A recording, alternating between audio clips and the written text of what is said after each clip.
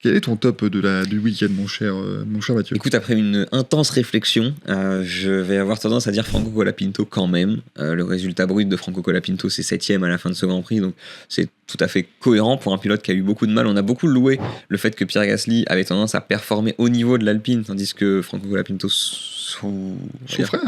Voilà. Donc là, effectivement, je le mets devant. Et en flop, en revanche, alors un petit peu dur, mais j'aurais tendance à mettre Isaac Hadjar. Isaac Hadjar, malheureusement, week-end compliqué, flop par rapport à la performance, pas que par rapport à lui et son erreur, même si l'erreur est grossière.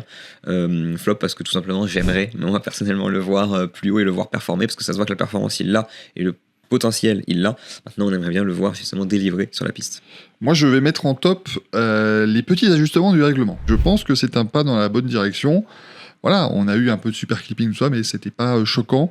Il n'y a pas eu de différence de folie non plus entre les voitures, donc c'était pas mal. Au moins, voilà, on revient sur des bases un peu plus Formule 1 et on espère que ce sera le cas pour les pilotes. Et en flop, moi, je mettrais Audi quand même sur ce week-end, parce que là, il y a un vrai sujet Audi qui s'ouvre. C'est que certes, ils ont, en termes de performance, ils sont bons.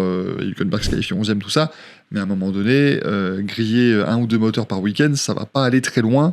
Et ça va devenir très compliqué pour eux. On rappelle, Hülkenberg qui participait au sprint parce qu'il casse son moteur dans le tour de formation, dans le tour de mise en grille. Bortoleto qui est disqualifié du sprint parce que sa voiture avait trop d'air qui rentrait en fait par la prise d'air moteur. Ensuite, il s'élance de justesse en qualif.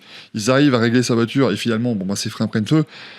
Il y a trop de problèmes chez Audi quand même depuis le début de la saison, de nombre de grands prix où ils n'ont pas pris le départ, tout ça, c'est quand même un peu compliqué, et ce week-end l'était particulièrement.